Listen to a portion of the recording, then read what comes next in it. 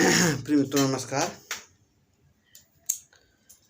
जैसा कि हम आप लोगों को इसके पहले पढ़ा रहे थे आईसीटी में हम आप लोगों को बताए थे कि सीपीयू क्या है और सीपीयू कंट्रोल यूनिट क्या है, आउटपुट क्या है, इनपुट क्या है, ये सारी चीज़ें आपको बताई जा चुकी थी। लेकिन हम सोच रहे हैं एक बार इसका हम रिवीजन कर दे रहे हैं। तो एक बार हम चार्ट फिर बना रहे हैं आईसीटी का। आईसीटी चार्ट हम लोग बना के कायदे से आप लोग समझा दे रहे हैं कि सीपीयू क्या है, ये चीज़ है। इसमें आपका आप देखेंगे इस तरह से आप चार्ट बना लीजिए। ये साफ दिख रहा है ना। इसमें एक बीच में आएगा एक पोर्शन, इसको ALU कहेंगे। ALU मतलब अर्थमेटिक लॉजिक यूनिट, ALU हो गया। और दूसरा है यहाँ पे मेन मेमोरी, ये आपका हो गया मेन मेमोरी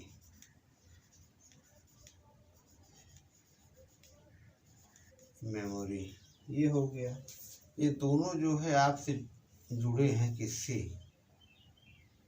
यहाँ बीच में आपका ये है CU,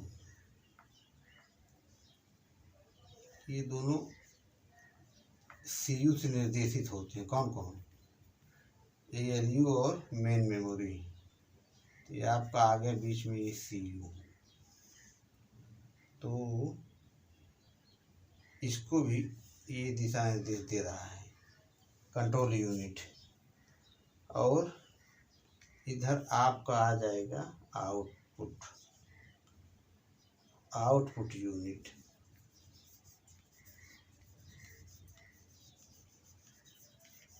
मेरे प्यारे भाइयों, ये आपका आउटपुट यूनिट हो गया, ये आपका ALU हो गया, ये आपका मेन मेमोरी हो गया। इधर आपका हो जाएगा इनपुट यूनिट, ये आपका हो जाएगा इनपुट यूनिट। और ये नीचे वाला पोर्शन आपका हो जाएगा सेकेंडरी स्टोरेज।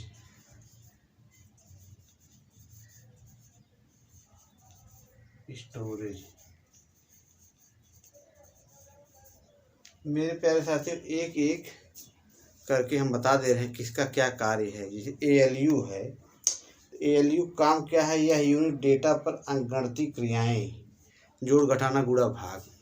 ALU क्या काम है? अंकगणितीय क्रियाएं करना, जोड़ घटाना गुणा भाग, ये वाला काम हो गया। और प्लस लॉजिक वाला तार्किक क्रियाएं, तो जोड़ घटाना गुणा भाग हो गया। जोड़ घटाना गुणा भाग ये क्रिया करता है ALU। और दूसरा चीज़ है तार्किक क्रिया, लॉजिकल। तो तार्किक क्रियाएं करती है, यह कंट्रोल यूनिट से निर्देश लेता है। मतलब ये CU से, ये कंट्रोल यूनिट है ना, आपका ये बताए थे हम कि ये आपका कंट्रोल यूनिट है CU कंट्रोल यूनिट। तो ये आपका, इसको हम यहाँ लिख दे रहे हैं पूरा CONTROL कंट्रोल यूनिट। ये कंट्रोल यूनिट से निर्देश लेता है, दिशा निर्देश लेता है, कंट्रोल यूनिट से निर्देश लेता है। ALU कार्य करने की गति जो है काफ़ी तीव्र होती है। इसमें ऐसा इलेक्ट्रॉनिक परिपथ होता है जो बाइनरी अंक गणित की गणनाएं करने में सक्षम होता है। कहने मतलब ये है कि बाइनरी वाली गणना होती है, जो काफ़ी तीव्र होते 0-1, तो ये ALU जो है उसको करने में सक्षम होता है। फिर दूसरा है मेमोरी या स्मृति, ये वाला पोर्शन, ये सेकंड वाला, ये पहला वाला हो गया, अब ये सेकंड वाला है, इसके विषय में बता रहे हैं। कंप्यूटर का वह स्थान जहाँ सभी सूचनाएं आंकड़ों या निर्देशों को भंडारण करके रखा जाता है ताकि आवश्यकताएं पड़ने पर उसको पुनः प्राप्त किया जा सके, मेमोरी कहलाता है।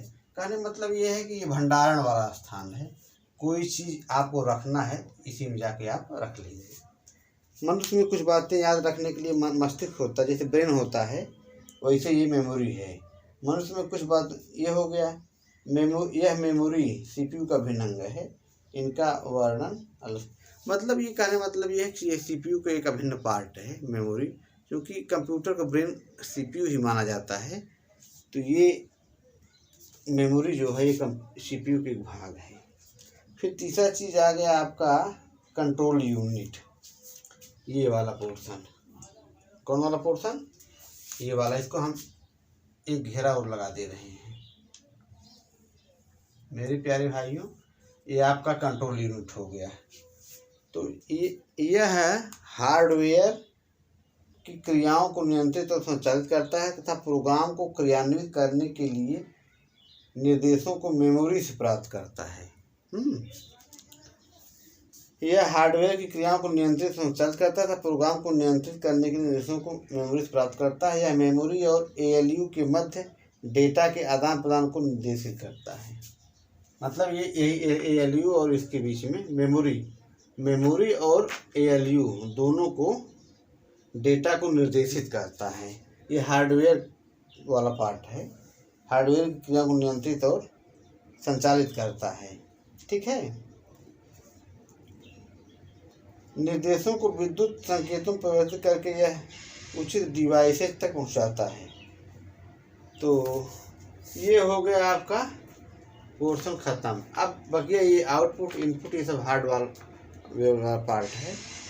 अब जैसे रजिस्टर हुआ, मदरबोर्ड हुआ, बस हुआ, आउटपुट हुआ, ये सब चीज़ें हार्डवेयर संबंधी प्रसंस्करण।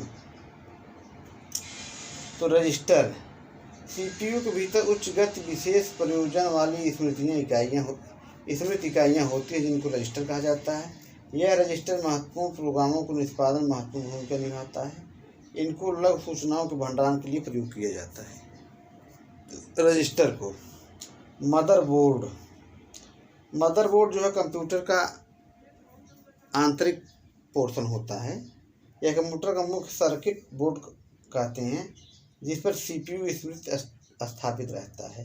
इस पर अतिरिक्त सर्किट बोर्ड स्थापित करने के लिए स्लॉट भी होते हैं जिनको अडाप्टर या कार्ड कहा जाता है। कहने का मतलब एक मदरबोर्ड पर ही CPU हुआ, CU हुआ, ये सब चीज़ें मदरबोर्ड पर ही टिकती हैं।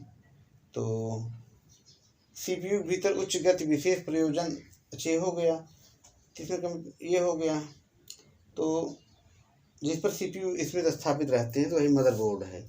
बस सभी इनपुट आउटपुट उपकरणों को कंप्यूटर के CPU को जोड़ने के लिए समानांतर तारें होती हैं जिनकी सहायता से डेटा दो दिशाओं में प्रेषित किया जा सकता है, CPU से उपकरण के लिए एवं उपकरणों से CPU के लिए।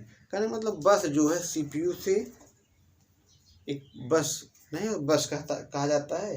तो बस जो है एक तार होता है इनपुट आउटपुट उपकरणों को कंप्यूटर के CPU से जोड़ने के लिए। इनपुट आउटपुट ये नहीं है आपका, तो बस एक अलग हुआ है चीज़ है। तो ये एक तार लगा रहता है, तो इनपुट को आउटपुट से, आउटपुट को इनपुट से जोड़ने काम करता है बस।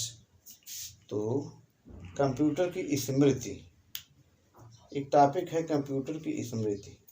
अब आउटपुट में आपका प्रसंस्करण आंकड़ों में वांछित सूचनाओं को प्राप्त करने को आउटपुट कहते हैं। आउटपुट इकाई में वह उपकरण होते हैं जिनकी सहायता से हम कंप्यूटर में से जानकारी प्राप्त करते हैं।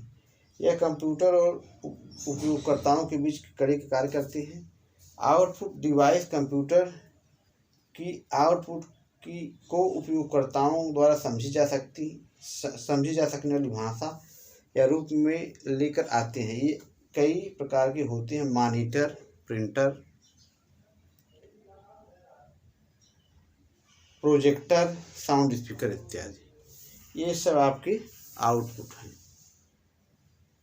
तो ये हार्डवेयर वाला पोर्शन है। कंप्यूटर स्मृति एक टॉपिक है ना, यह भौतिक डिवाइस है जो किसी प्रकार की जानकारी को अस्थायी और अस्थायी रूप से संग्रह करने में पूरी तरह से सक्षम होता है। कंप्यूटर के उन हार्डवेयर हिस्सों को स्मृति कहा जाता है जिनका कंप्यूटर में तत्काल उपयोग किया जा सकता है।